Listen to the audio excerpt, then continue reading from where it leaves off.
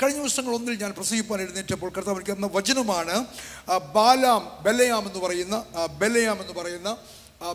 എന്ന് പറയുന്ന പ്രവാചകനെ കുറിച്ചുള്ളൊരു വചനം. ഞാൻ അല്പമായി സംസാരിക്കുകയുണ്ടായി. പ്രവാചകനായി ബിലയാമിനെ ജാതീയ പ്രവാചകനായി വിളിച്ചു വരുന്നു. അദ്ദേഹം അങ്ങനെ ആയിരിക്കാം, അങ്ങനെ ഒരു വാക്യം വേദപുസ്തകത്തിലില്ല. അദ്ദേഹം ജാതീയ ബാക്ക്ഗ്രൗണ്ട് ഉള്ളവനാണ് എന്ന പുസ്തകത്തിലുണ്ട്. അദ്ദേഹം ജാതീയ ബാക്ക്ഗ്രൗണ്ട് ഉള്ളവനാണ് എന്ന വേദപുസ്തകത്തിലുണ്ട്. എന്നാൽ അദ്ദേഹം ഒരു മിദ്യാനായിരുന്നു എന്ന വേദപുസ്തകത്തിലുണ്ടെങ്കിലും അദ്ദേഹം ഒരു ജാതീയ പ്രവാചകനാണ് എന്നൊരു തലക്കെട്ട് നമ്മൾ ഉപദേശിമാർ കൊടുത്തതാണ്, വേദപുസ്തകത്തിലില്ല. മൽക്കീസദേക്ക് ഏത് ജാതിയ? യഹൂദനാണോ? അല്ല. മൊവാബിനാണോ? അറിയത്തില്ല. മിദ്യാനാണോ? അറിയത്തില്ല. യഹൂദനാണോ എന്ന് ചോദിച്ചപ്പോൾ അല്ലെന്ന് ഞാൻ പറയാം. കാരണം ആണെങ്കിൽ അബ്രഹാം കഴിഞ്ഞല്ലേ. യഹൂദനുമല്ല, അബ്രഹാം കഴിഞ്ഞാണ് മൽക്കീസദേക്ക്. അല്ല, അബ്രഹാമിന് മുൻപാണ് മൽക്കീസദേക്ക്, അബ്രഹാമിന് ശേഷമാണ് യഹൂദൻ. അപ്പം മൽക്കീസദേക്കിന്റെ ജാതി എന്താ? യഹൂദന്മാരെ മാത്രമേ അവർ പ്രവാചകനാക്കിയിട്ടുള്ളൂ? ഇല്ല. മിദ്യാനിലെ പുരോഹിതനാകുന്ന യിത്രോവിൻ്റെ ആലോചന മോശയ്ക്ക് ദൈവത്തിൻ്റെ ആലോചന പോലെ വന്നു. അതിൻ്റെ അർത്ഥം പണ്ട് തന്നെ കർത്താവ് ഈ സർവമത, സർവജാതി, സർവഗോത്ര സ്വാഗതത്തിലേക്ക് വന്നിരുന്നു എന്നതിൻ്റെ അർത്ഥം. നമ്മൾ രൂത്തിനെ ശ്രദ്ധിക്കുക. രൂത്തിൽ അന്യഗോത്രത്തിൽ നിന്ന് വന്നതാണ്. അവളെ കർത്താവ് സ്വീകരിച്ചെങ്കിൽ അന്നേ കർത്താവ് ഈ കൺസെപ്റ്റ്, സുവിശേഷം എല്ലാവരിലും പരക്കണം, സകല ഗോത്രങ്ങളിൽ നിന്നും ഭാഷകളിൽ നിന്നും വംശങ്ങളിൽ നിന്നും ജാതികളിൽ നിന്നും വിലയ്ക്ക് വാങ്ങിയൊന്ന് വരേണ്ടതിന് ബിലയാമിനെ ഉത്തരിച്ചാണ് ഞാൻ വിശ്വസിക്കുകയാണ്. ബിലയാമിനെ ശ്രദ്ധിച്ചാൽ ബിലയാം കർത്താവിൻ്റെ ഭയങ്കര ക്ലോസായ, ഭയങ്കര സ്നേഹത്തിൽ കഴിയുന്ന ഒരു ദൈവദാസനായിരുന്നു. നാം 22-ാം അധ്യായത്തിൻ്റെ തുടക്കവാക്യങ്ങളൊന്ന് എനിക്ക് വേണ്ടി വായിക്കുമോ? സംഖ്യാപുസ്തകം 22-ാം അധ്യായത്തിലാണല്ലോ ബിലയാം തുടങ്ങുന്നത്. അതിൻ്റെ തുടക്കവാക്യങ്ങളൊന്ന് വായിച്ചാട്ട്.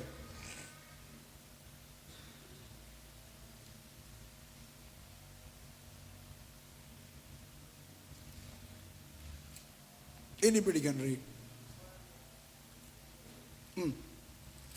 ഞാൻ 22 പറഞ്ഞല്ലേ?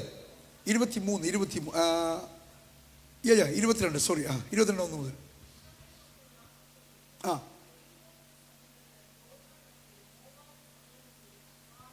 ആ ഒരു പിക്ചർ നിങ്ങളൊന്ന് മനസ്സിലേക്ക് കാണുക. ഇപ്പോൾ ഇസ്രായേൽ മക്കൾ ഓൾമോസ്റ്റ് കനാനിലെത്തി. അല്ല, ഇവരിപ്പോൾ പാർക്കുന്ന സ്ഥലം കനാനാണെന്ന് വേണമെങ്കിൽ പറയാം. കാരണം 2.5 ഗോത്രം, രൂബേന്യർ, ഗാദ്യർ, മനശ്ശയുടെ പാതി ഗോത്രങ്ങൾ അവർ താമസിക്കാൻ പോകുന്ന സ്ഥലമാണിത്. അവർ യോർദാൻ്റെ അക്കരെ കടന്നില്ല, യുദ്ധത്തിന് വേണ്ടി പോയി മടങ്ങി വന്ന് ഇവിടെ തന്നെ പാർത്തു. അപ്പോൾ അവർ ആ സമഭൂമിയിലാണ്, മോവാബ് സമഭൂമിയിലാണ്. അക്കരെയാണ് കനാൻ. വാസ്തവത്തിൽ യോർദാൻ ഒന്ന് കടന്നു കിട്ടിയാൽ മതി, കനാനിലെത്തും. അർത്ഥാൽ അവരുടെ ആത്മിക യാത്ര ഇവിടെ അവസാനത്തെ ജംഗ്ഷനിലെത്തി. പാസ്റ്റർ ബിജി അഞ്ചലിൽ നിന്ന് ഒത്തിരി ജംഗ്ഷൻ കേട്ടു. ഇത് അവസാനത്തെ ജംഗ്ഷനിലെത്തി നിൽക്കുകയാണ്. കർത്താവ് വരുവാൻ സമയമായ ഈ സമയത്ത് ഇത് വളരെ പ്രാധാന്യമുള്ളൊരു ദൂത. കർത്താവ് എന്ന് വരും ആർക്കും അറിയത്തില്ല. പക്ഷെ ഒരു കാര്യം ഓർത്തു, കർത്താവ് ഏതു സമയത്തും വരാം. കർത്താവ് വരാൻ 2-3 കാര്യം കൊണ്ട് തടസ്സങ്ങളേ ഉള്ളൂ. ഒന്ന്, തടയുന്നവൻ വഴിയിൽ നിന്ന് മാറണം, എന്നാലേ പിശാച് വരും. പിശാച് വരുന്നതിന് തൊട്ട് മുമ്പ് കർത്താവ് വരും. കർത്താവ് വരും ഞാൻ പറയുമ്പോൾ കർത്താവിൻ്റെ 2ാം വരവല്ല കേട്ടോ. കർത്താവ് 2ാമത് വരുന്നത് യഹൂദന്മാരെ ചേർക്കാൻ വേണ്ടിയാണ്. അദ്ദേഹം രാജാവായിട്ടാണ് വരുന്നത്. ഇത് കർത്താവിൻ്റെ രഹസ്യവരവാണ്. കർത്താവിന് ഒത്തിരി വരവുണ്ട്. ഇത് രഹസ്യവരവ്. ഇത് സഭയ്ക്ക് വേണ്ടി മാത്രം. അവന് വേണ്ടി അവൻ്റെ നാമനിമിത്തം രക്ഷിക്കപ്പെട്ട് സ്നാനം സ്വീകരിച്ച് അവൻ്റെ ആത്മാവിനെ പ്രാപിച്ച് വിശുദ്ധ ജീവിതം നയിക്കുന്ന എന്നെയും നിന്നെയും ചേർക്കാൻ മാത്രം വരുന്ന രഹസ്യവരവ്. ആ വരവിൽ എല്ലാവരും കാണത്തില്ല, എല്ലാവരും കേൾക്കത്തില്ല, എല്ലാവരും എടുക്കപ്പെടത്തുമില്ല.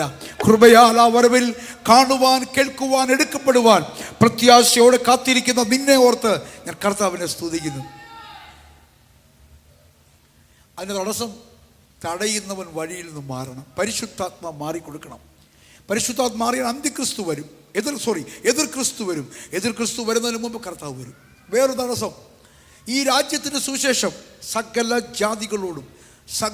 ജാതികളോടും പ്രഘോഷിക്കപ്പെടണം.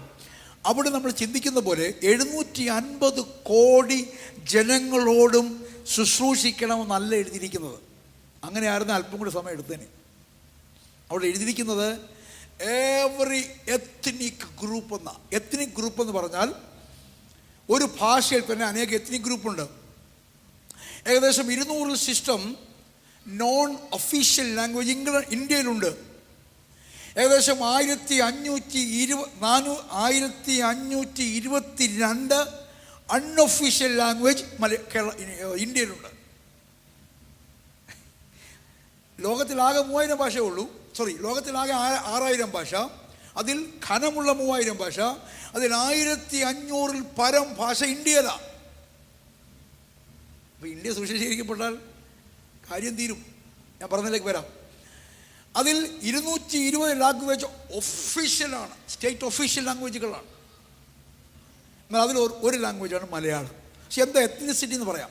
മലയാളം ശ്രദ്ധിച്ചേ, തിരുവനന്തപുരം മലയാളം അല്ല, തിരുവനന്തപുരം മലയാളവും കൊല്ലം മലയാളവും തമ്മിൽ വ്യത്യാസമുണ്ട് അല്ലേ?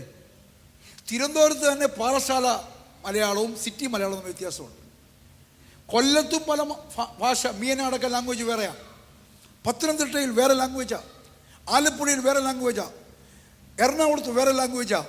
കോട്ടയത്ത് വേറൊരു ഭാഷയാണ്. ഇടുക്കിയിൽ വേറൊരു ഭാഷയാണ്. ഇടുക്കിയിലെ ഒരു വാക്കാണ് കരോട്ട്. ഞാൻ ചെന്നപ്പോൾ മണ്ടടിച്ചു, എന്താ കരോട്ട്? ഒരു പിടിയില്ല. കരോട്ടെന്ന് പറഞ്ഞാൽ മുകളിലേക്ക്. തൃശ്ശൂർകാരനടുത്ത് എൻ്റെ കൂടെ ഉണ്ടായിരുന്നു. അവൻ പറഞ്ഞു, നീ ഒന്ന് പൊന്തിച്ചേ. എനിക്കൊന്നും മനസ്സിലായി, എന്ത് പൊന്തിക്കുക, എന്തോ പൊങ്ങാനാ പറഞ്ഞത്, നീ ഒന്ന് പൊങ്ങിക്കൊടുക്കാൻ. ഭാഷയ്ക്ക് വ്യത്യാസമുണ്ട്. തൃശ്ശൂർ ലാംഗ്വേജ് രണ്ടും ഡിഫറൻ്റാണ്. കണ്ണൂർ, പാലക്കാട്, നമ്മുടെ കേരളത്തിലെ ഓരോ ജില്ലയിലും കൊച്ചു കേരളം 800 കിലോമീറ്റർ മാത്രം ദൈർഘ്യമുള്ള, 200 കിലോമീറ്റർ മാത്രം വിടുത്തുള്ള കൊച്ചു കേരളം. ഒറ്റ ലാംഗ്വേജ്. ആ ലാംഗ്വേജിൻ്റെ അകത്ത് ഒരു 100,000 എത്നിക് ഗ്രൂപ്പുണ്ട്. അപ്പോൾ ഒരു ലാംഗ്വേജ് സംസാരിക്കുന്ന, അല്ലെങ്കിൽ ഒരേ ശൈലി സംസാരിക്കുന്ന, ഒരേ ഫുഡ് കഴിക്കുന്ന, ഒരേ ഡ്രസ് കോഡുള്ള ഒരു ഗ്രൂപ്പിനാണ് എത്നോസിറ്റി എന്ന് പറയുന്നത്. അങ്ങനെയാണെങ്കിൽ ഒരു തൃശ്ശൂർക്കാരൻ അറിഞ്ഞാൽ മതി, എല്ലാ തൃശ്ശൂർക്കാരും അറിയണ്ട. ഒരു കൊല്ലംകാരൻ അറിഞ്ഞാൽ മതി, എല്ലാ കൊല്ലംകാരും അറിയണ്ട. അങ്ങനെയാണെങ്കിൽ ഈ 6000 ഭാഷ സംസാരിക്കുന്ന 6000-ൽ പരം എത്നിക് ഗ്രൂപ്പ് അറിയാൻ, അതിനുവേണ്ടിയാണ് ട്വിറ്റർ വന്നത്, അതിനുവേണ്ടിയാണ് ഫേസ്ബുക്ക് വന്നത്. നമ്മുടെ ഫേസ് ഇടാൻ വേണ്ടിയല്ല വന്നത്, അതിനുവേണ്ടിയാണ് യൂട്യൂബ് ഫ്രീ ആയത്, അതിനുവേണ്ടി ഇമെയിൽ ഫ്രീ ആയത്. ഞാൻ നിങ്ങളുടെ കാര്യം പറയാം, നിങ്ങൾ പോവുക പോലും വേണ്ട. നിങ്ങൾക്ക് ലണ്ടനിലിരുന്ന് ആ എത്നിക് ഗ്രൂപ്പുമായി ബന്ധപ്പെടാൻ ഗൂഗിൾ ഇപ്പോൾ ട്രാൻസ്ലേഷൻ കൊണ്ടുവന്നിരിക്കുക. നിങ്ങൾക്ക് മനസ്സിലാവുന്നുണ്ടോ? ഈ കർത്താവിൻ്റെ വരവ് ഒരു ദിവസം പോലും അമാന്തിക്കാൻ സാധ്യതയില്ല. ഇന്നിപ്പോൾ കർത്താവ് വരാം. ജാതികളുടെ രാജ്യത്തിൻ്റെ സുവിശേഷം സകല എത്നിക് ഗ്രൂപ്പിനോടും എന്ന് പ്രസംഗിക്കപ്പെട്ടു തീരുമോ? കർത്താവ് നാമിൻ വരുമോ? അന്ന് യേശു വരികയാണ്. അത് രഹസ്യ വരവാ. ആ വരവെങ്കിൽ എടുക്കപ്പെടാൻ വേണ്ടി നമ്മൾ കാത്തിരിക്കുന്നത്. അതിനുവേണ്ടിയാണ് നാം രക്ഷിക്കപ്പെട്ടത്, അതിനുവേണ്ടിയാണ് നാം സ്നാനപ്പെട്ടത്, അതിനുവേണ്ടി നാം അഭിഷേകം പ്രാപിച്ചത്, അതിനുവേണ്ടി നാം വിശുദ്ധയും നയിക്കുന്നത്. അടുത്തിരിക്കുന്ന ഒന്നര കാലമെടുത്ത് കുലുക്കിപ്പറ, മാറൻ ആഥ, മാറാനാഥ, യേശു കർത്താവ് വേഗം വരുന്നു. മാറനാഥ, യേശു വേഗം വരുന്നു. നമ്മളതിനൊരു മലയാളം വാക്കിലേക്ക് മാറ്റി, മാറാനാഥ. മാറാനാഥ എന്നല്ല, മാറൻ, MARN, അഥ, ATH, 2 വാക്കാ. മാറൻ അഥ, യേശു വേഗം വരുന്നു. ആമേൻ. അത് നമ്മൾ മാറാനാഥാക്കിയതാ. അതോടെ കൂടെ ആ വാക്കും കൂടെ വിസ്മരണ കൂട്ടത്തിൽ ഉപയോഗിക്കുന്ന നല്ലതാ. ആളുകളെ കാണുമ്പോൾ പ്രൈസിലോട് ഇതിന് കൂട്ടത്തിൽ യേശു വേഗം വരുന്നടാ എന്നും കൂടെ ഒന്ന് പറയും, നല്ലതാ. ആമേൻ. ഒന്ന് ഒരുങ്ങിക്കോട്ടെ. Praise God. വിഷയത്തിലേക്ക് മടങ്ങി വരാം. ആ യേശു കർത്താവിൻ്റെ വരവിന് മുൻപാകെ ഒരുങ്ങിയിരിക്കുന്ന സഭയോടെ വളരെ ചേർന്ന് നിൽക്കുന്നൊരു സഭയാണ് മോവാബ് സമഭൂമിയിലെ ഈ സഭ. കാരണം എന്താ? ഒന്ന് യോർദാൻ ക്രോസ് ചെയ്താൽ അവർ കനാനിലെത്തും. നമ്മൾ ഒന്ന് ക്രോസ് ചെയ്താൽ അക്കരെ എത്തും. ആമേൻ. അപ്പോൾ വളരെ ശ്രദ്ധിക്കുക. അപ്പം പിശാച് മിസ്രൈമിൽ തൊട്ട് ഈജിപ്റ്റ് തൊട്ട് ഇവരെ തള്ളുകയാണ്, കൊല്ലുകയാണ്, അടിമപ്പെടുത്താൻ ശ്രമിക്കുക. ഈജിപ്റ്റ് അവർ കൃപയാൽ രക്ഷപ്പെട്ടു. മോശ നേതാവ് മുഖാന്തരം കർത്താവ് കൃപ ചെയ്ത് അവരെ രക്ഷിച്ചു. പക്ഷേ ഓരോ മരുഭൂമി യാത്രയിൽ ഓർക്കുക, ചെങ്കടൽ ഒരു പ്രശ്നമായിരുന്നു, മാറ ഒരു പ്രശ്നമായിരുന്നു, ഇവിടെ യാത്രകളെ തടയുക, എരിഹോ ഒരു പ്രശ്നമായിരുന്നു, മസ്സ ഒരു പ്രശ്നമായിരുന്നു, മെരീബ ഒരു പ്രശ്നമായിരുന്നു. ഇടയ്ക്കൊക്കെ മന്നയും കാടപ്പക്ഷിയും എലിയും ഒക്കെ ഉണ്ടായിരുന്നെങ്കിലും പ്രശ്നങ്ങൾക്കൊരു കുറവുമില്ലായിരുന്നു. Praise God, praise God. അപ്പം ഇവരുടെ ആത്മിക മുന്നേറ്റത്തെ തടഞ്ഞുകൊണ്ടിരുന്നത്, ഇവരുടെ ആത്മിക യാത്രയെ അവർ തടസ്സപ്പെടുത്തിക്കൊണ്ടിരുന്നത്. നിങ്ങൾക്കറിയാമോ, ഈ 40 വർഷത്തിൽ ഭൂരിഭാഗം വർഷവും ഇവർ ഒരു ഏതോ മല ചുറ്റിക്കൊണ്ടിരിക്കുകയായിരുന്നു. ഒരു ഏതോ മല ചുറ്റിക്കൊണ്ടിരിക്കുകയായിരുന്നു പുസ്തകം പഠിപ്പിക്കുന്നു. യേശു പറഞ്ഞു, ഒടുവിൽ ദൈവം പറഞ്ഞു, മതി ചുറ്റിയത്, ഇനിയും നേരെ പുറപ്പെടാൻ പറഞ്ഞു. അതുവരെ ചുറ്റി. എന്താ കാരണം? ഇവർ നന്നാകും വരെ, അനുസരിക്കും വരെ, ഇവരിൽ കർത്താവ് ആഗ്രഹിക്കുന്ന ഡിറ്റർമിനേഷൻ കാണും വരെ, ഡിസിഷൻ മേക്കിംഗ് കപ്പാസിറ്റി കാണും വരെ, വിശ്വസ്തത കാണും വരെ ഒരിഞ്ച് പോലും നീങ്ങാൻ കർത്താവ് അനുവദിച്ചില്ല. കെട്ടിയിട്ടിരിക്കുന്നത് കഴുത പറയും, എന്നെ പണിയായിരുന്നു രാവിലെ മുതൽ, ഞാൻ എത്ര ദൂരം ഓടി, ഞാൻ എത്ര കിലോമീറ്റർ യാത്ര ചെയ്തു, പക്ഷെ കുറ്റിയെ കെട്ടിയിരിക്കുന്ന നമുക്ക് മാത്രമേ അറിയത്തുള്ളൂ. പുള്ളി ഇങ്ങനെ ഓടുന്നത്, ഇങ്ങനെ കറങ്ങിക്കൊണ്ടിരിക്കുക. ആമേൻ. ഏതോ മല ചുറ്റിക്കൊണ്ടിരിക്കുകയായിരുന്നു. ഒരു കാര്യം ഞാൻ പറയാം, കർത്താവിൻ്റെ ഹിതത്തിൻ്റെ മധ്യേ നിന്ന് അത് മനസ്സിലാക്കി സ്നേഹത്തിൻ്റെ അടിസ്ഥാനത്തിൽ നിന്ന് അതനുസരിക്കും വരുതേ നമ്മൾ ഇങ്ങനെയല്ല പോകുന്നത്, ഇങ്ങനെയുമല്ല പോകുന്നത്, ഇങ്ങനെയാണ് പോകുന്നത്. നാം കറങ്ങിക്കൊണ്ടിരിക്കുക, നാം അത് കർത്താവുമായുള്ള ബന്ധത്തിൽ കറങ്ങിക്കൊണ്ടിരിക്കുക. ഒരു പ്രോഗ്രസ്സും കാണത്തില്ല. ഒരു കാറ് പുതിയത് വാങ്ങിച്ചതിരിക്കും, പക്ഷേ 6 മാസം കഴിയുമ്പോൾ കാർ ഇടിക്കും. ഒരു വീട് പുതിയത് വാങ്ങിച്ചിരിക്കും, പക്ഷേ സമാധാനം കാണത്തില്ല. ഒരു എക്സാം എഴുതി ജയിച്ചെന്നിരിക്കും, പക്ഷേ നമുക്ക് ജോലി കിട്ടത്തില്ല. ഒരു ജോലി കിട്ടിയെന്നിരിക്കും, പക്ഷേ പ്രൊമോഷൻ ഉണ്ടാകത്തില്ല. ഒരു പ്രൊമോഷൻ ഉണ്ടായെന്നിരിക്കും, പക്ഷേ പൈസ വീട്ടിൽ കൊണ്ടുവരുമ്പോൾ ചോർന്നു പോകുന്നു. ഒരു നന്മയുടെ തികവില്ലാതെ നാം കഷ്ടപ്പെടുന്നെങ്കിൽ ഓർത്തോ, നാം നമ്മെ തന്നെ എവിടെയോ കെട്ടിയിരിക്കുകയാണ്. ഇന്ന് പകൽ യാത്ര തുടരും മുമ്പ് ആ കുറ്റിയുടെ കയറഴിച്ചു വിടുവാനും ദൈവാത്മാവ് നിന്നെ ഉപദേശിക്കുകയാണ്. കഴുതയും കഴുതയുടെ കുഞ്ഞും, the donkey, the ass and the colt were tied down in that village. അതിനെ ആരും അഴിച്ചില്ല. യേശു രണ്ടുപേരെ അയക്കുകയാണ്. നിങ്ങൾ ചെല്ലുവിൻ, എതിരെയുള്ള ഗ്രാമത്തിൽ ചെല്ലുവിൻ, ആദ്യം ഒരു കഴുതയും കുട്ടിയെയും കാണും, അതിനെ അഴിച്ചു കൊണ്ടുവരുവിൻ. ആരെങ്കിലും ചോദിച്ചാൽ യേശു കർത്താവിന് ഇതിനെ കൊണ്ട് ആവശ്യമുണ്ടെന്ന് പറയുവിൻ. ആ കഴുതക്കുട്ടിയുടെ പുറത്ത് യേശു കർത്താവ് വാഹനമേറിയത്. അതുകൊണ്ട് എന്ത് സംഭവിച്ചു? അവൻ യെരൂശലേമിന്റെ അകത്തേക്ക് കയറി പോവാൻ കൃപ ലഭിച്ചു. നഗരത്തിനകത്ത് കഴുതയ്ക്ക് പ്രവേശനമില്ല. നിനക്ക് പ്രവേശനമില്ലാത്ത മണ്ഡലങ്ങളിൽ യേശു നിന്റെ പുറത്ത് വാഹനമുള്ളതിനാൽ നിനക്ക് കയറി പോകുവാൻ കഴിയും. നിനക്ക് ആക്സസ് ഉണ്ട്. അമേൻ, അമേൻ, അമേൻ. ഞാൻ വിശ്വസിക്കുന്നു നമ്മുടെ സ്റ്റുഡൻസ് വിസയിൽ വന്ന അനേക കുഞ്ഞുങ്ങൾ പെർമനന്റ് റെസിഡൻസിലേക്ക് പോകുന്നതിൻ്റെ കാരണം, സിറ്റിസൺഷിപ്പിലേക്ക് പോകുന്നതിൻ്റെ കാരണം, വിസ മാറിയതിൻ്റെ കാരണം അവരുടെയൊക്കെ തോളിൽ കർത്താവ് ഉള്ളതാ. ഒരു ഹല്ലേലൂയ പറഞ്ഞാട്ടെ. നിന്റെ വിഷയത്തിന് വിടുതൽ വേണമെങ്കിൽ വിടുതലിനേക്കാൾ നീ ഫോക്കസ് ചെയ്യേണ്ടത് എൻ്റെ തോളിൽ കർത്താവ് ഉണ്ടോ, എൻ്റെ മുകളിൽ കർത്താവ് ഉണ്ടോ, അവൻ എൻ്റെ കർത്താവാണോ? ആമേൻ. അവനെ ഞാൻ വഹിക്കുന്നുണ്ടോ, അവൻ്റെ ഇഷ്ടം ഞാൻ ചെയ്യുന്നുണ്ടോ? മടങ്ങി വരാം. നമ്മുടെ വിഷയം കരുതുകയല്ലോ. അപ്പോൾ ഈ സമൂഹം മോവാബിൽ വന്ന് നിൽക്കുകയാണ്. അങ്ങനെ മോവാബിൽ നിൽക്കുമ്പോൾ രണ്ടാമത്തെ വാക്യം 20 ആ ആ ആ ഓ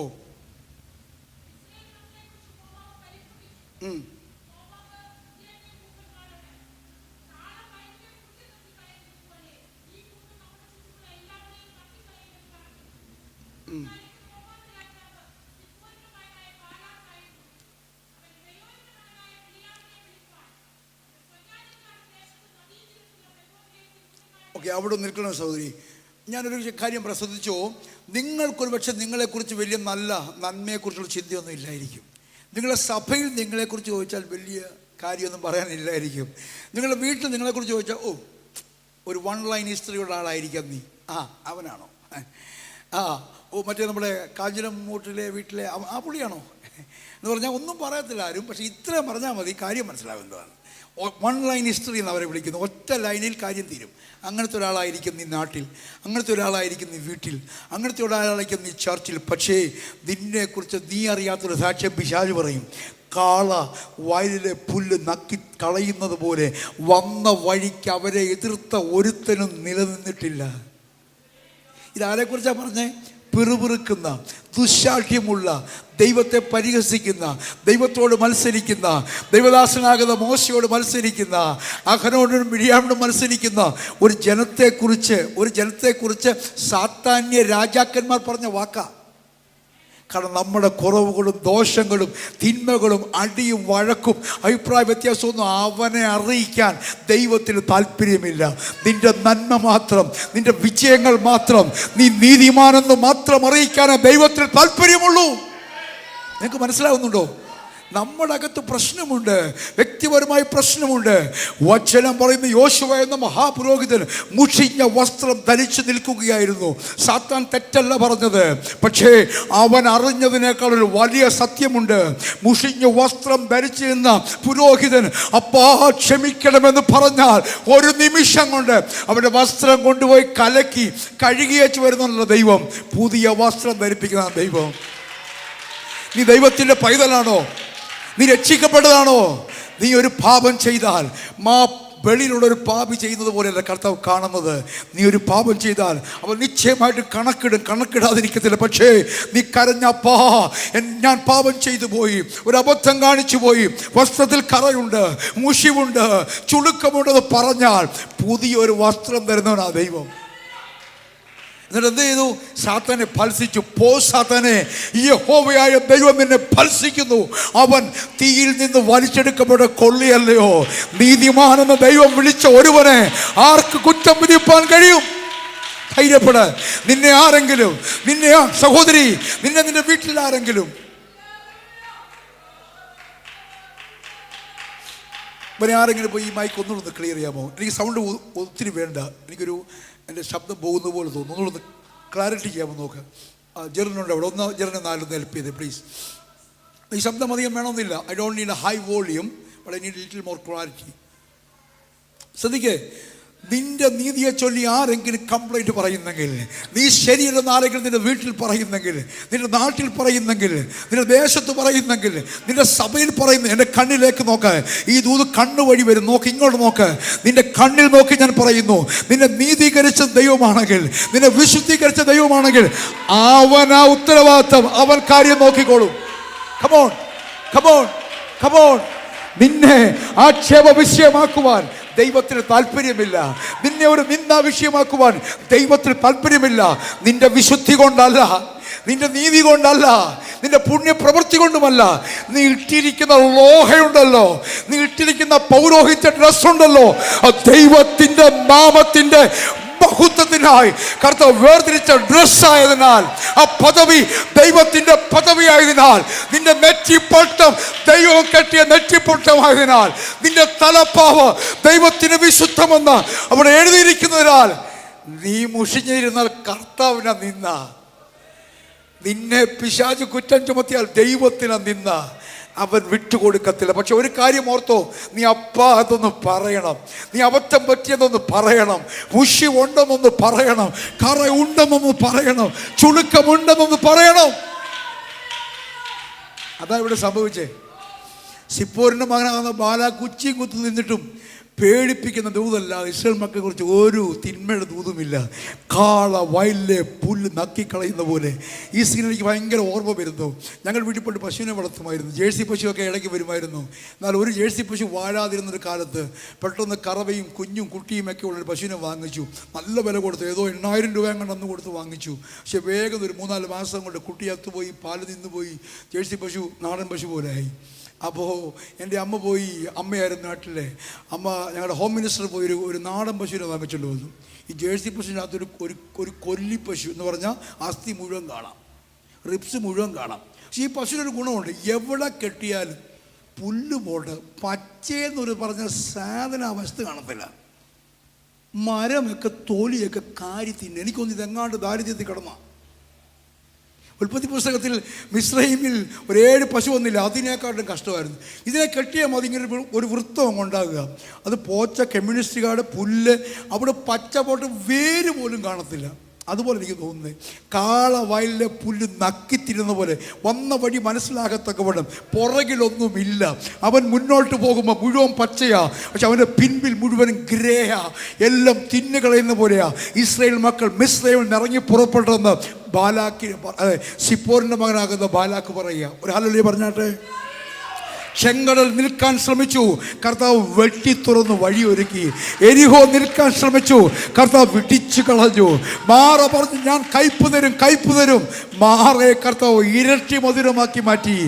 ആരെവിടെ തടഞ്ഞോ അവിടെ കർത്താവ് അവർക്ക് വഴി വെട്ടി തുറന്നു. മരുഭൂമിയിൽ ആഹാരമില്ലായിരുന്നു, കർത്താവ് സ്വർഗത്തിൽ നിന്ന് മല്ലന്മാരുടെ ആഹാരം ഇറക്കി കൊടുത്തു. മരുഭൂമിയിൽ ഇറച്ചിയില്ലായിരുന്നു, കർത്താവ് ഇറച്ചി ഉണ്ടാക്കി. ഇറച്ചിക്ക് ജീവൻ വെപ്പിച്ച്, ഇറച്ചിക്ക് ചിറക് കൊടുത്ത് പറപ്പിച്ച് നിർത്തി. ആമേൻ. മരുഭൂമിയിൽ വെള്ളമില്ലായിരുന്നു. പക്ഷെ ഇവർ കൂടെ അടിച്ച, ഇവർ കൂടെ കുടിച്ച, ഇവർ കൂടെ കൽപ്പിച്ച ഒരു പാറ അവർക്കൊന്നും ഓർമ്മ വന്നില്ല. പൗലോസ് വെളിപ്പാടിൽ കണ്ടു ഒരു പാറ ഇവരെ അനുഗമിക്കുന്നത്. ചിലപ്പോൾ അത് ഇടത്ത് വെളിപ്പെടും, ചിലപ്പോൾ അത് വലത്ത് വെളിപ്പെടും, ചിലപ്പോൾ അത് മുൻപിൽ വെളിപ്പെടും, ചിലപ്പോൾ അത് പുറകിൽ വെളിപ്പെടും, നടുക്ക് വെളിപ്പെടും. ഒരു പാറ പൗലോസ് ആത്മാവിൽ കണ്ടു. ആ പാറ ക്രിസ്തുവായിരുന്നു. ഒരു പാറ അനുഗമിക്കുകയായിരുന്നു.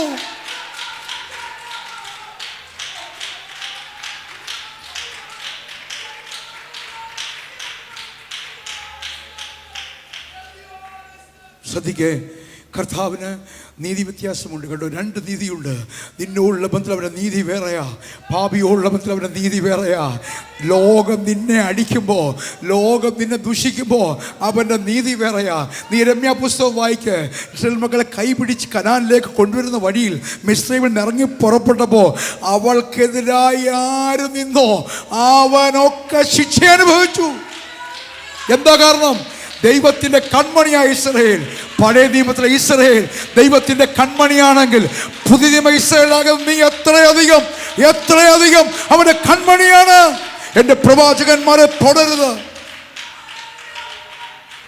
അവർക്കൊരു ദോഷവും വരുത്തരുത്. ജെറിനെ ഇപ്പൊ ഇച്ചിരി ബേസ് കൂടിയതല്ലാതെ ഒരു മാറ്റം വന്നിട്ടില്ല. Praise God. ദൈവം അനുവദിക്കത്തില്ലെന്നേ. നീ പാപിയായിരിക്കട്ടെ, ദൈവം അനുവദിക്കത്തില്ലെന്നേ. നീ അനീതി ചെയ്തിട്ടായിരിക്കട്ടെ, ദൈവം അനുവദിക്കത്തില്ലെന്നേ. പക്ഷെ കർത്താവ് തിരുന്ന് ആഗ്രഹിക്കുന്ന ഒരു കാര്യമുണ്ട്. അപ്പോൾ ഒരു അബദ്ധം പറ്റിപ്പോയി പറയണമെന്ന് കർത്താവ് ആഗ്രഹിക്കുന്നുണ്ട്. അതിന് ഉപവാസം വേണ്ട, അതിന് വലിയ ചടങ്ങ് പ്രാർത്ഥന വേണ്ട. നിന്റെ പ്രാർത്ഥനാ മുറിയിൽ, നിന്റെ ജോലി സ്ഥലത്ത് നീ യാത്ര ചെയ്യുമ്പോൾ അപ്പോൾ പറ്റിപ്പോയെന്ന് പറഞ്ഞാൽ മതി. അവൻ ക്ഷമിക്കുന്ന ദൈവമാ, പക്ഷെ ഹൃദയപൂർവ്വം പറയണം. വചനം പറയുന്നു, ഞാൻ ഇസ്രായേലിന് പകരമായി കൂശനെയും സെബയെയും കൊടുത്തിരിക്കുക. ഞാൻ പറയാം, പുതിയ നിയമസഭയായ യേശു കർത്താവിന്റെ രക്തം കൊടുത്ത് വിലയ്ക്ക് വാങ്ങിയ നിനക്ക് പകരമായി അവൻ 1000 കൊടുക്കാൻ തയ്യാറാ. ഹല്ലേലൂയ. നീ ഒന്ന് ചേർന്ന് നിൽക്ക്, നീ ഒന്ന് സ്നേഹിച്ച് നിൽക്ക്. നിനക്ക് വേണ്ടി അവൻ എന്തും ചെയ്യാൻ തയ്യാറാ. സ്വർഗ ഭണ്ഡാരങ്ങൾ നിനക്ക് വേണ്ടി തുറന്നിരിക്കുക. ദൂതന്മാരുടെ സഞ്ചയം നിനക്ക് കാവലാക്കിയിരിക്കുകയാ. നമുക്ക് മടങ്ങി വരാം. ഞാൻ ആഗ്രഹിക്കുന്ന പോലെ ഒന്നും പോകാൻ ഒക്കുന്നില്ലെങ്കിലും വിഷയത്തിലേക്ക് വരാം. അതിൻ്റെ 4-ാം വാക്യം വായിച്ചാണ്. എവിടെ നമ്മൾ വായിച്ചു നിർത്തിയത്? അത് വായിച്ചാണ്. 4-ാം വാക്യം.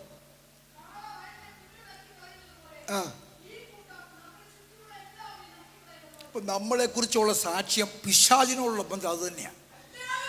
പെന്തിക്കോസ്താൻ ചിലപ്പോൾ വേറെ പറഞ്ഞേക്കും, ക്രിസ്ത്യാനി ചിലപ്പോൾ വേറെ പറഞ്ഞേക്കും. പിശാചിനറിയാം അവനൊരു ടെററാ. അവൻ എന്തുകൊണ്ടാണ് നിന്റെ വണ്ടി കൂടെ ഇടിക്കുന്നത് അറിയാമോ? എന്തുകൊണ്ടാണ് നിനക്ക് കൂടെ ഫിനാൻഷ്യൽ ക്രൈസിസ് വരുന്നത് അറിയാമോ? പിശാചിനറിയാം. നേരായെങ്ങാണ് ഇവൻ അങ്ങ് ചെന്നാൽ അവൻ എൻ്റെ തലയും കൊണ്ടേ പോരത്തുള്ളൂ. ആമേൻ, ആമേൻ, ആമേൻ, ആമേൻ, ആമേൻ, ആമേൻ. ഇത്രയും ഞാൻ അവനെ ഉപദ്രവിച്ചിട്ട് ഗതിയിതാ. മനസ്സിലാകുന്നുണ്ടോ? നേരായെങ്ങാണ് ഇവനൊന്ന് ഫ്രീ ആയി പോയാൽ അവൻ എൻ്റെ തലയും കൊണ്ടേ പോകത്തുള്ളൂ. അത് പിശാചിന് ഉറപ്പുള്ളത് കൊണ്ടാണ് കൂടെ കുഞ്ഞു ഇറിറ്റേഷൻസ്, കുഞ്ഞു ഫ്രസ്ട്രേഷൻസ്, കുഞ്ഞു ഉപദ്രവം പിശാച് ഇടുന്നത്. ആമേൻ. അതും കൂടെ നിൽക്കാൻ പോവുക. നീ പൂർണ്ണമായി പുത്രത്വത്തിൽ നിന്നാൽ, നീ പൂർണ്ണമായി നീതിയിൽ നിന്നാൽ ആ ദോഷം കൂടെ മാറാൻ പോവുക. ഒരു ഹല്ലേലൂയ പറഞ്ഞാട്ടെ. ഓക്കെ, 5-ാം വാക്യം.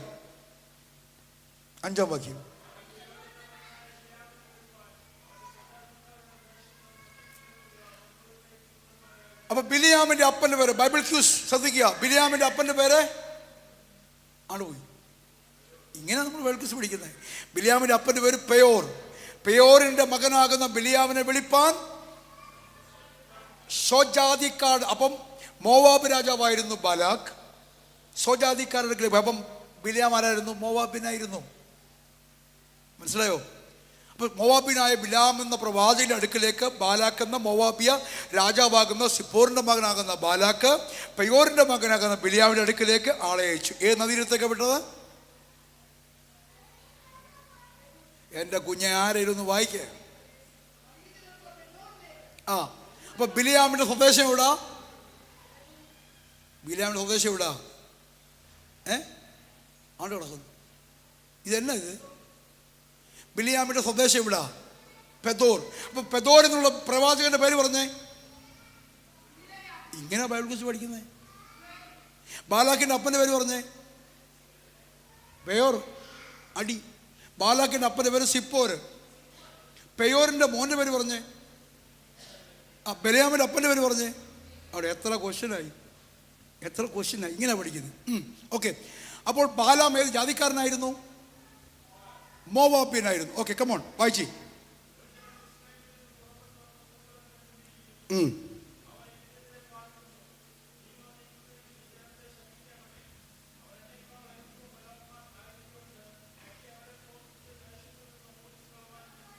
പ്രസംഗം തീർക്കാൻ ഒക്കത്തെന്ന് എനിക്കറിയാം. പക്ഷെ ഇവിടെ നിങ്ങൾ നിന്ന് ശ്രദ്ധിക്കണം, നോക്കണമേ.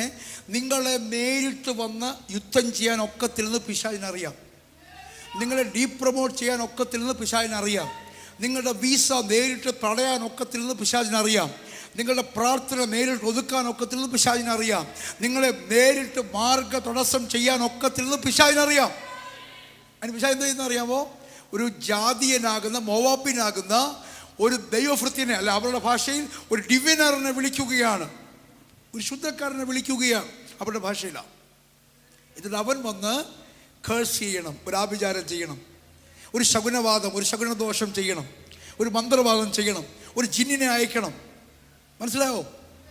ഒരു വിഘ്നേശ്വരനെ അയക്കണം, ഒരു കോപിഷ്ണനാകുന്ന ദൈവത്തെ, ഒരു മാതാവിനെ അയക്കണം. ആ ദൈവമാകുന്ന മാതാവ് വന്ന്, ആ ദൈവമാകുന്ന പിതാവ് വന്ന് നിനക്ക് തടസ്സം നിൽക്കും. ഇത് ഇന്നത്തെ പരിപാടിയൊന്നുമില്ല, പണ്ടത്തെ പരിപാടിയാണ്. നമ്മുടെ നാട്ടിലൊക്കെ ശ്രദ്ധിച്ച് നോക്കിയേ. ഒരു പ്രവാചകനെ വിളിച്ചാൽ ശുദ്രം, ആഭിചാരം, മന്ത്രം, കെട്ട, പോര്, ഈ വാക്കുകൾ നിങ്ങൾ തുടർമാനമായിട്ട് കേൾക്കും. പക്ഷെ ഇംഗ്ലണ്ടിൽ കേൾക്കത്തില്ല. എന്താ കാരണം എന്നറിയാമോ? ഇവിടെ കെട്ടേണ്ട ആവശ്യമില്ല.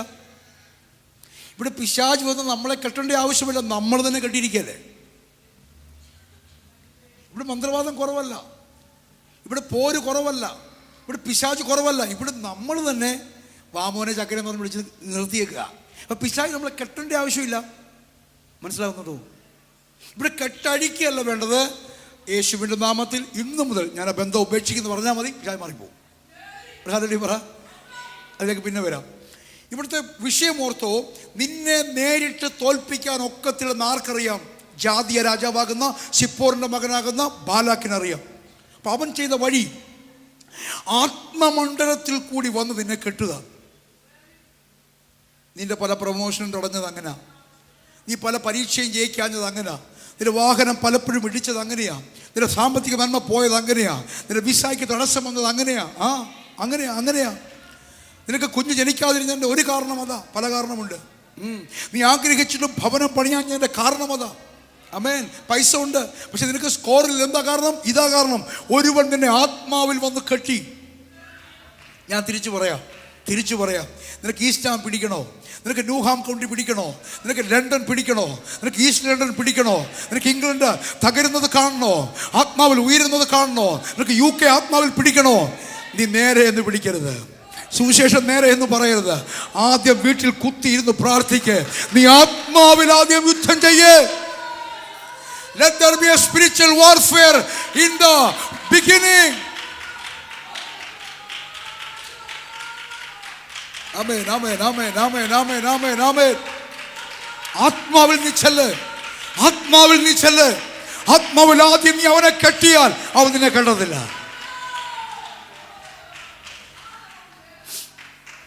മത്തായി 12 പറയുന്നു, താക്കോൽ ഞാൻ നിനക്ക് തരുന്നു. താക്കോൽ പിശാചിന്റെ കീഴിലല്ല, അവന്റെ കയ്യിലായിരുന്നു. ഇപ്പോൾ നമ്മുടെ കയ്യിലാണ് താക്കോലുള്ളവർ. ഹല്ലേലൂയ പറഞ്ഞാട്ടെ.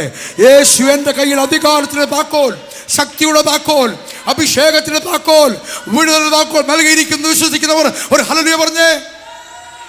നീ പ്രാർത്ഥിച്ചാൽ, ആ വിശ്വസിക്കുന്ന നീ പ്രാർത്ഥിച്ചാൽ ചിലത് തുറക്കപ്പെടുകയാണ്. നീ പ്രാർത്ഥിച്ചാൽ ചിലത് പൂട്ടപ്പെടുകയാണ്. നീ പൂട്ടിയാൽ യേശുവും പൂട്ടും, നീ തുറന്നാൽ യേശുവും തുറക്കും. നിങ്ങൾ കെട്ടുന്നതൊക്കെയും ഞാൻ സ്വർഗത്തിൽ കെട്ടും. കമോൺ. നീ അഴിക്കുന്നതൊക്കെയും ഞാൻ സ്വർഗത്തിൽ അഴിക്കും. എന്താ കാരണം? ദൈവം താക്കോൽ നമുക്ക് തന്നിരിക്കുക. ദൈവമല്ല കെട്ടുന്നത്, ദൈവമല്ല പൂട്ടുന്നത്, ദൈവമല്ല വിടുവിക്കുന്നത്, ദൈവമല്ല രോഗശാന്തി പകരുന്നത്, നീയാ പകരുന്നത്. നിന്റെ പിന്നാലെ അറ്റസ്റ്റേഷനായി ദൈവം ആമേൻ പറയുകയാണ്. അതുകൊണ്ട് ഇന്ന് ഒരു പ്രാർത്ഥനയുടെ വാചകം മാറ്റണം. കർത്താവേ, എൻ്റെ സഹോദരൻ ഒരാൾ പേര് പറഞ്ഞു, ബാബു ക്ഷീണമായി കിടക്കാം, നീ ചെന്നവനെ സൗഖ്യമാക്കണമേ. അത് പഴയ നിയമത്തിലെ പ്രാർത്ഥനയാണ്. കർത്താവേ, ഞങ്ങളുടെ സഹോദരൻ ബാബു ക്ഷീണമായി കിടക്കുന്നു, എനിക്ക് അങ്ങ് തന്ന അധികാരം ഞാൻ ഉപയോഗിക്കുന്നു, താക്കോൽ ഉപയോഗിക്കുന്നു, ഇപ്പോൾ അവനോട് വ്യാപരിക്കുന്ന രോഗാത്മാവ് വിട്ടുമാറട്ടെ. അതാ പുതിയ നിയമത്തിലെ പ്രാർത്ഥന. ഇതാ സ്വർഗത്തിലും ഭൂമിയിലുമുള്ള സകല അധികാരവും അതിന്റെ താക്കോലും ഞാൻ നിനക്ക് നൽകിയിരിക്കുന്നു. നീ പൂട്ട്, നീ അഴിക്ക്, നീ തുറക്ക്, നീ അടയ്ക്ക്, നീ വിടുവിക്ക്.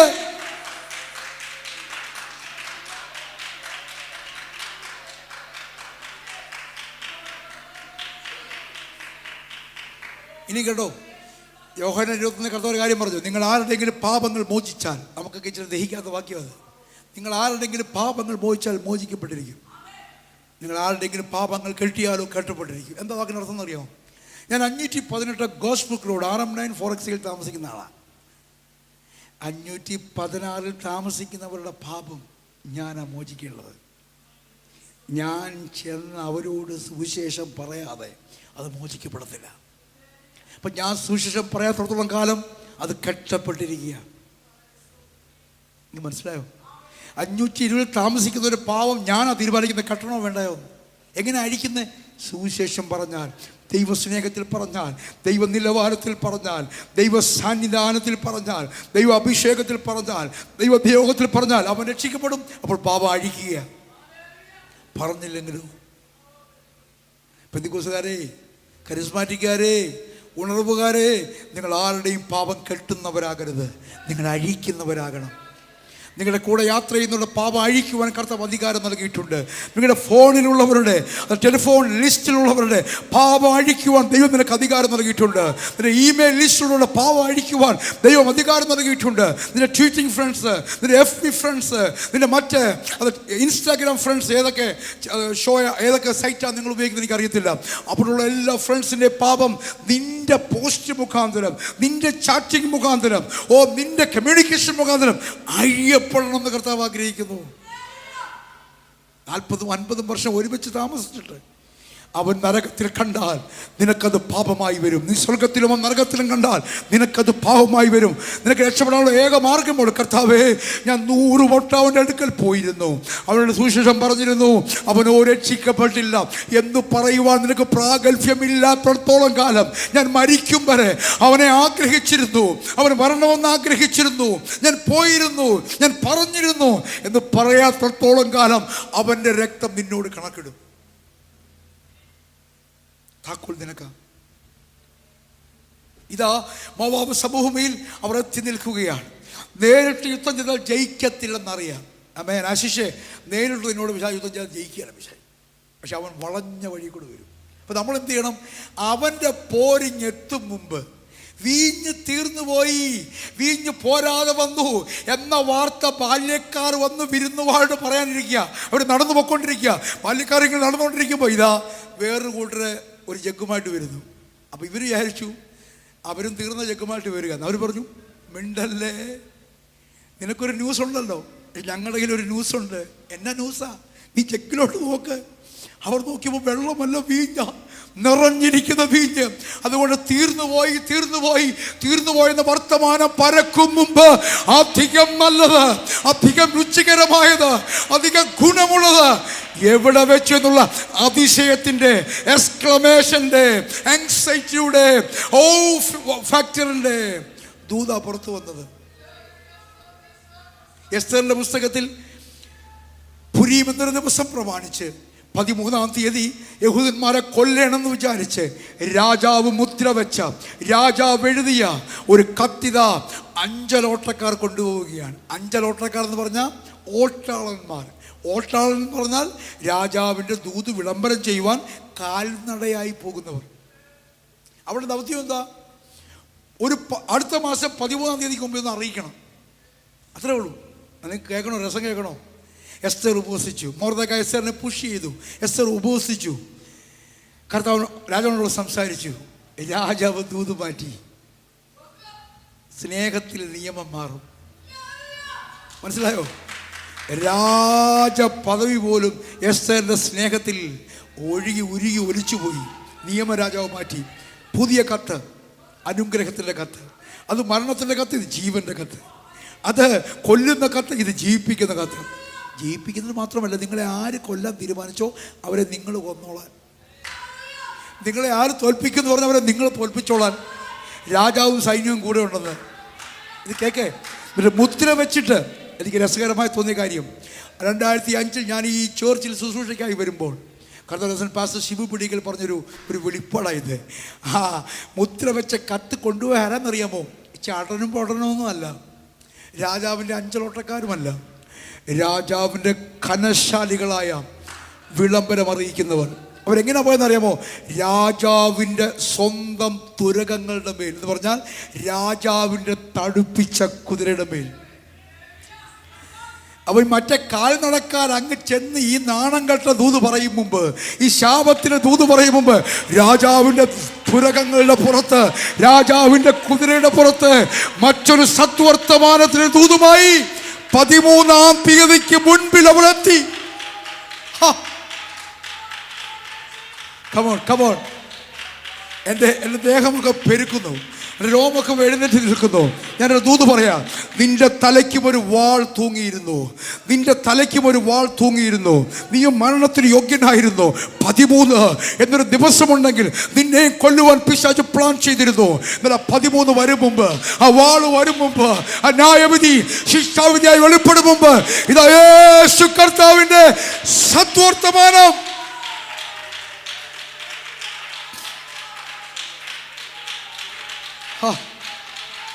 മർത്തോമ മതി, യാക്കോബ മതി, കത്തോലിക്ക മതി, ഹൈന്ദവ, അത് പുരാണങ്ങൾ മതി എന്ന് പറഞ്ഞ് നമ്മൾ നടന്ന നമ്മളെ കല്ലറ മതി.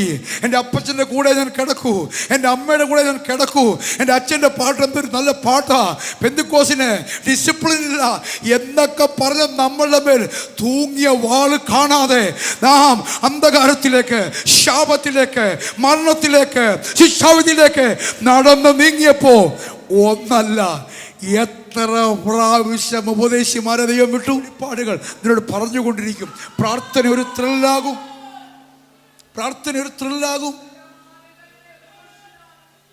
കഴിഞ്ഞ ദിവസം MBAയിൽ മോസസ് യേശുപാദം പ്രസംഗിക്കുന്ന സന്തോഷം തോന്നി. അവിടെ കുഞ്ഞുങ്ങൾ നമ്മളിങ്ങനെ സ്കിപ്പ് ചെയ്തേച്ച്, നമ്മൾ സോഫയിലിരിക്കുമ്പോൾ, ലോഞ്ചിരിക്കുമ്പോൾ സ്കിപ്പ് ചെയ്തേച്ച് നേരെ സ്റ്റെയർകേസ് കയറി മുകളിലോട്ട് പോകുന്നുണ്ടല്ലോ. എന്നാ അറിയോ? കുഞ്ഞുങ്ങൾ വളർന്നു വരുമല്ലേ, അവർക്ക് പക്ഷെ നമ്മളോടൊന്നും സംസാരിക്കാൻ കാണത്തില്ലായിരിക്കും എന്ന് മാത്രം നീ ധരിക്കരുത്. അവർ വളർന്നുപോയി, ശരിയാ. അവർക്കിപ്പം അവരുടെ ടേസ്റ്റിനുള്ളതൊന്നും നമ്മളോട് സംസാരിക്കാൻ അവർക്ക് ഇഷ്ടമില്ലെന്നുള്ളതും ശരിയാ. അങ്ങനെ ഒരു ഗ്രൂപ്പ് ഉണ്ടാകും, അതും ശരിയാ. പക്ഷെ ഒരു കാര്യം മറുപുറത്തോർത്തോ, നിന്നോട് അവർ സംസാരിക്കേണ്ട മുഴുവൻ സംസാരവും അതിലപ്പുറമായി അവർ മറ്റാരോടും സംസാരിക്കുന്നുണ്ട്. നിന്നോട് അവർ സമയം ചെലവാൻ ഇഷ്ടപ്പെടാത്ത കാലം ഓർത്തോ, അങ്ങനെ അങ്ങ് നിൽക്കുകയല്ല, അവർ മറ്റാരോടോ ഇഷ്ടം തുടങ്ങിയിട്ടുണ്ട്. നിന്റെ മുമ്പാകെ അവർ മനസ്സ് തുറക്കുന്നില്ലല്ലേ, അവർ മറ്റാരുടെയും മുമ്പാകെ മനസ്സ് തുറന്നിട്ടുണ്ട്. ഒരു നല്ല ഹല്ലേലൂയ പറ. അതുകൊണ്ട് അവരെ വിലക്കുകയല്ല വേണ്ടത്, ഒരല്പം കൂടെ സ്നേഹിക്കുക, അവർക്ക് ഇഷ്ടമുള്ളത് വെച്ചു കൊടുക്കുക. നീ അവരെ സ്നേഹിക്കുന്നെന്ന് എപ്പോഴും ബോധ്യപ്പെടുത്തിക്കൊണ്ടിരിക്കുക. ആമേൻ. നിന്റെ സ്നേഹത്തിൻ്റെ ആഴം അവർക്ക് വെളിപ്പെടാതെ അവരൊരിക്കലും തിരിച്ച് നിന്നെ സ്നേഹിക്കത്തില്ല. എല്ലാ മക്കളും അങ്ങനെയാണ്. ജനിക്കുന്ന കുഞ്ഞ്, ആശിഷിൻ്റെ കുഞ്ഞാണ് ഇപ്പോൾ ഏറ്റവും ചെറുതല്ലേ, ഐഡൻ, 1-2 ആഴ്ചയായിട്ടുള്ളൂ. ഓർത്തോ, ജനിച്ച അന്ന് പുക്കിൾ കൊടി മുറിച്ചില്ലേ, അന്ന് മുതൽ ബിൻസിയോടും ആശിഷിനോടും ആ കുഞ്ഞ് അകന്നുകൊണ്ടിരിക്കുകയാണ്. ഇത് സത്യമാണ്. നമ്മളറിയും കുഞ്ഞുങ്ങളെ ഇങ്ങനെ കുഞ്ഞുങ്ങൾ അടുക്കുകയല്ല. നമ്മുടെ വിരിച്ചാൻ്റെ കുഞ്ഞുങ്ങൾ റോഹനും അശ്വിനും അകന്നുകൊണ്ടിരിക്കുക. എൻ്റെ മോൾ അന്ന അകന്നുകൊണ്ടിരിക്കുക എന്നോട്. കുറച്ച് നമ്മളെ കെട്ടിച്ചു വിടണം. കുറച്ച് കഴിയുമ്പോൾ അവർക്ക് കുഞ്ഞുങ്ങളാവും. അകന്നുകൊണ്ടിരിക്കുക. ഞാൻ മരിക്കത്തില്ലെന്ന് വിശ്വസിക്കുന്ന ആളാണ്. കർത്താവിന് എടുക്കപ്പെടുന്ന വിശ്വസിക്കുന്ന ആളാണ്. ഇനിയും മരിച്ചെന്നിരിക്കട്ടെ, ശവസംസ്കാരത്തിന് വരുമോയെന്ന് പോലും വലിയ നിർബന്ധമൊന്നുമില്ല. അതിവിടെ ഫ്യൂണറൽ സർവീസാണ്. അടക്കിയെന്ന് പറഞ്ഞാൽ മതി, അവരടക്കിക്കോളും. അവർ 10 ദിവസം വെക്കും, വേണേ വരും, കാരണം നിർബന്ധമൊന്നുമില്ല.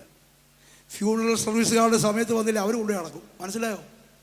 അങ്ങനത്തെ ഒരു കാലം വരികയാണ്. ഒരപ്പൻ്റെ കുറേ മക്കളുള്ള ഒരമ്മ മരിച്ചിട്ട് അമേരിക്കയിൽ നിന്ന് വിളിച്ചു പറഞ്ഞു, അടക്കിക്കോ, ഞങ്ങൾ വന്നേക്കാന്ന് പറഞ്ഞു.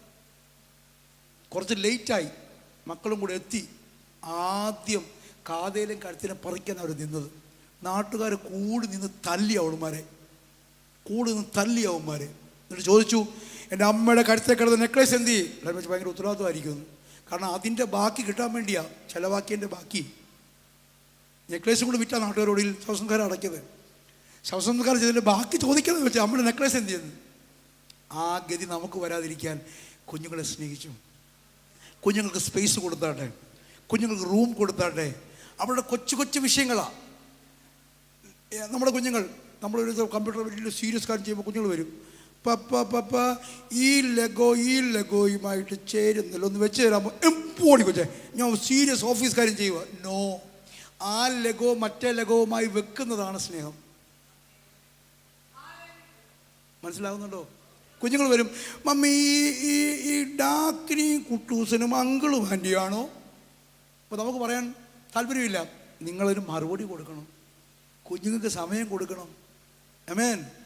എൻ്റെ കുഞ്ഞ് ഓർക്കുന്നുണ്ട്, ചുമ്മാ ഒരു പേപ്പർ 4 വര, പപ്പ ഇങ്ങനെയുണ്ട്, ഞാൻ നല്ലൊരു പടം വരച്ചു, ചുമ്മാ 4 വര. നീ എന്തിനാ, ഇതാണോ പടം? ഈ രാജാ രവിവർമ്മയ്ക്ക് എന്തോ പടമായിരുന്നു എന്ന് പറയല്ലേ. എൻ്റെ മുത്ത് എന്നാ സൂപ്പർ പടമാണ്, വരയുടെ നീളമൊക്കെ കണ്ടു എന്ന് പറഞ്ഞില്ലെങ്കിൽ ഓർത്തോ അവൻ അകലും.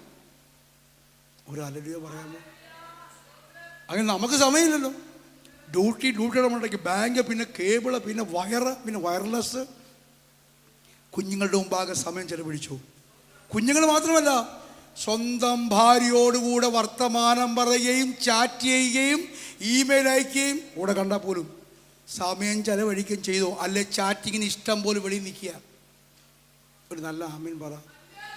അനുസരിച്ചൻ്റെ അപ്പ കണ്ടു, അപ്പ കറക്റ്റ് അപ്പയാ, കറക്റ്റ് ഇമോഷണൽ അപ്പയാ. ഓർത്തു, നിന്റെ ഭർത്താവിനെ പരിപ്പോടെയും ചായ ഉണ്ടാക്കി നിനക്ക് മടിയല്ലേ? പരിപ്പട 3 പുഴുങ്ങി പ്രോപ്പർലി പൊരിച്ചു വെച്ചേക്കുക, ചെന്നാ മതി. ടെക്സ്റ്റ് മെസ്സേജ് വരെ വന്ന്, ചൂട് പരിപ്പോട. അവനിങ്ങനെ വെമ്പൽ കൊണ്ട് നിൽക്കുക. അന്നേരമാ പരിപ്പോട, അച്ഛന്മാരെ പണി നോക്ക്. മനസ്സിലാകുന്നുണ്ടോ? Spend time with your family, spend time with your hubby, spend time with your wife, spend time with your kids. എന്നിട്ട് അവരെ ഒരുമിച്ച് ചേർത്ത് നിർത്തി ഒരു ആത്മിക പോരിനൊരുങ്ങ്. കുടുംബം ശിഥിലമാകാതിരിപ്പാൻ. ഇനി അവരാരെങ്കിലും വന്നില്ലെങ്കിൽ പോലും നീ ഒരു വിന്നറായതിനാൽ നിന്റെ കുടുംബത്തിൻ്റെ ആത്മിക പോര് നീ ഏറ്റെടുക്കുക. കാരണം പിശാച് ഓൾറെഡി ആഭിചാരം തുടങ്ങി, മന്ത്രവാദം തുടങ്ങി, അവൻ ശകുനവാദം തുടങ്ങി, അവൻ വിഗ്രഹത്തിന് മേൽ അർപ്പണം ചെയ്ത് കഴിഞ്ഞു. കാരണം നിന്നെ തോൽപ്പിക്കാനൊക്കത്തില്ല, അവൻ അറിയാം. എന്നോട് നിർത്തുകയാണ്. നിന്നെ ആത്മീകമായി തോൽപ്പിക്കാൻ ഒക്കത്തില്ലെന്ന് അവൻ അറിയാം. അതുകൊണ്ട് നിന്നെ മറ്റു മണ്ഡലങ്ങളിൽ തോൽപ്പിക്കാൻ അവൻ തയ്യാറെടുത്ത് നിൽക്കുക. സിപ്പോറിൻ്റെ മകനാകുന്ന ബാലാക്ക് ബിലിയാമിനെ വിളിപ്പിച്ചു, നീ ഒന്ന് വന്ന് ശപിച്ചാൽ ഒരുപക്ഷെ പിന്നീട് എനിക്ക് യുദ്ധം ചെയ്ത് ജയിപ്പാൻ കഴിയും. ഓർക്കുക, ഇംഗ്ലണ്ടിൽ ഇന്ത്യയെക്കാട്ടിലും പാപമാണ്, ഇന്ത്യയെക്കാട്ടിലും ഭൂതം ഇംഗ്ലണ്ടിലുണ്ട്, ഇംഗ്ലണ്ടിനെക്കാട്ടിലും പൈശാചിക വ്യാപാരം ഇംഗ്ലണ്ടിലുണ്ട്. പക്ഷേ കാളിയായിട്ടോ ശിവനായിട്ടോ ജിന്നായിട്ടോ ഒന്നും ആരും വെളിപ്പെടുന്നില്ലെന്ന് മാത്രമേ ഉള്ളൂ. വെളിപ്പെടും. എങ്ങനെ വെളിപ്പെടുന്ന അറിയാമോ? ജെയിംസ് ആയിട്ട്. ഞാൻ പറഞ്ഞല്ലോ, ഇവിടെ പിശാച് നമ്മളെ ബന്ധിച്ചതല്ല, നാം പിശാചിനെ പിടിച്ചു നിർത്തിയ കാര്യം. പൊന്നുമോനെ പോകല്ലേ. അപ്പോൾ വെളിപ്പെടുവാണെങ്കിൽ എൻ്റെ പേരിലേ വെളിപ്പെടത്തുള്ളൂ. മനസ്സിലാകുന്നുണ്ടോ? ഓ, നിങ്ങൾക്ക് മനസ്സിലായോ? അതുകൊണ്ട് സൂക്ഷ്മതയോട് ജീവകാലം കഴിക്കുക. നിന്റെ യോർദാൻ കടക്കേണ്ട സമയമായിരിക്കുകയാണ്. കർത്താവിന് ഒരു ഏറ്റവും ആസന്നമായിരിക്കുകയാണ്. ഏതു നേരത്തും കാഹളം ധ്വനിക്കാം. ഈ ട്വിറ്ററും ഇൻസ്റ്റാഗ്രാമും ഫേസ്ബുക്കും യൂട്യൂബും ഒക്കെ നമ്മളോട് പറയുന്നൊരു ദൂതത. ഏത് സമയത്തും സകല എത്നിക് ഗ്രൂപ്പിനോടും സുവിശേഷം അറിയിക്കപ്പെടും. ഏത് സമയത്തും കർത്താവ് വരാം. ശൂന്യമാക്കുന്ന മ്ലേച്ഛത അത് യഹൂദന്മാരുള്ള ദൂത. നിൽക്കരുതാത്ത സ്ഥലത്ത് നിൽക്കുന്ന കാണുമ്പോൾ വായിക്കുന്നവൻ ചിന്തിച്ചു കൊള്ളട്ടെ. ഞാൻ ഈ കഴിഞ്ഞ നാളുകളിൽ വിചാരിച്ചിരുന്നത് എതിർ ക്രിസ്തുവിനെ കുറിച്ചാണ് പറയുന്നത്. എതിർ ക്രിസ്തുവിനെ കുറിച്ചല്ല പറഞ്ഞേക്കുന്നത്. എതിർ ക്രിസ്തുവിനെ കുറിച്ചല്ല പറഞ്ഞേക്കുന്നത്. ഞാൻ പറയാം, ഈ മൈക്കും പിടിച്ച് ഇവിടെ നിൽക്കുന്ന ഒരുത്തൻ ഗുണ്ടയാണെങ്കിൽ, എന്ന് പറഞ്ഞാൽ ക്ഷമയില്ലാത്തവനാണെങ്കിൽ, തർക്കുത്തരം പറയുന്നവനാണെങ്കിൽ, അടി ഉണ്ടാക്കുന്നവനാണെങ്കിൽ, പെണ്ണുപിടിയനാണെങ്കിൽ, വഴക്കാളിയാണെങ്കിൽ, ഡിവിഷൻ ഉണ്ടാക്കുന്നവനാണെങ്കിൽ, സ്വാർത്ഥതയുള്ളവനാണെങ്കിൽ, സ്വന്തം ലാഭത്തിനു വേണ്ടി സഭയെ വളച്ചൊടിക്കുന്നവനാണെങ്കിൽ, ശൂന്യമാക്കുന്ന മ്ലേച്ഛതയായി മൈക്ക് പിടിച്ച് നിൽക്കുന്നത്. ശൂന്യമാക്കുന്ന മ്ലേച്ഛത കൊമ്പും വാലും ഉള്ളവനായിട്ടല്ല വരുന്നത്. വിശുദ്ധ വസ്ത്രം ധരിച്ച് വരും അവൻ. വിശുദ്ധ അത് ആള് നിൽക്കുന്നിടത്ത് നിൽക്കും. ശൂന്യമാക്കുന്ന മ്ലേച്ഛത അനേക സഭകളിൽ മൈക്കും പിടിച്ച് വർഷിപ്പ് ലീഡ് ചെയ്യുന്ന കാണുമ്പോൾ, മ്യൂസിക് പ്ലേ ചെയ്യുന്ന കാണുമ്പോൾ, പ്രയർ ലീഡ് ചെയ്യുന്നത് കാണുമ്പോൾ, മധ്യസ്ഥ പ്രാർത്ഥന ലീഡ് ചെയ്യുന്നത് കാണുമ്പോൾ, പ്രസംഗിക്കുന്നത് കാണുമ്പോൾ, പഠിപ്പിക്കുന്നത് കാണുമ്പോൾ, സഭയുടെ പ്രസിഡന്റ് ആകുന്നത് കാണുമ്പോൾ, ശൂന്യമാക്കുന്ന മ്ലേച്ഛത. മാനസാന്തരപ്പെടാത്ത അഭിഷിക്തന്മാർ, മാനസാന്തരമില്ലാത്ത ദൈവമക്കൾ പുൾപിറ്റ് ഉപയോഗിക്കുന്നത് കാണുമ്പോൾ ഓർത്തോ. രാഷ്ട്രീയം കളിച്ചും വോട്ടെടുത്തും ഇലക്ഷനിൽ നിന്നും ഈ സ്റ്റേജ് കൈകാര്യം ചെയ്ത് കാണുമ്പോൾ, പൈസ കൊടുത്തും കസേര ഫിക്സ് ചെയ്തും സ്റ്റേജ് കൈകാര്യം ചെയ്ത് കാണുമ്പോൾ ഓർത്തോ, എതിർ ക്രിസ്തുവിൻ്റെ ആത്മാവാണ് അവൻ വ്യാപരിക്കുന്നത്. ശൂന്യമാക്കുന്ന മ്ലേച്ഛത. പുൾപിറ്റിൽ നിൽക്കരുതാത്ത സ്ഥലത്ത് കർത്തൃമേശയ്ക്ക് വേണ്ടി നിൽക്കുന്നത് കാണുമ്പോൾ വായിക്കുന്ന നീ ചിന്തിച്ചു കൊള്ളട്ടെ, അവനവനും ഏറ്റവും ആസന്നമായിരിക്കുന്നു.